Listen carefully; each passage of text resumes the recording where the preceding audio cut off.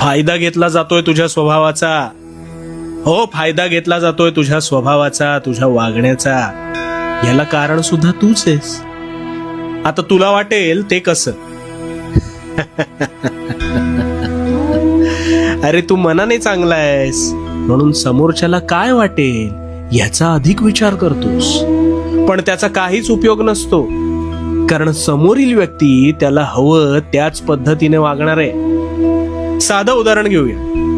विस्तवावर दूध उकळायला ठेवलंस तर काही वेळाने ते दूध उकळू लागतं. पण जर विस्तव बंदच केला नाहीस तर ते तुला काय वाटेल म्हणून तसंच राहतं का?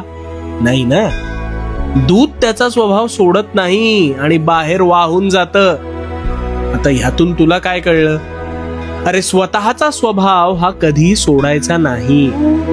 इतरांचा इतका सुद्धा विचार करायचा नाही की स्वतःला चटके बसतात हे समजून सुद्धा त्याची झळ ही समोरच्याला भासवूच द्यायची नाही. दुधाप्रमाणे वाहायला शिक.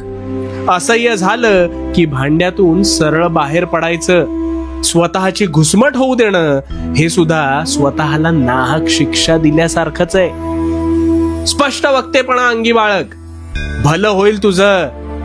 अरे गुलाबाला काटे असले तरी त्याचा रुबाब आणि सुगंध हा हवा हवासा वाटतोच ना रे.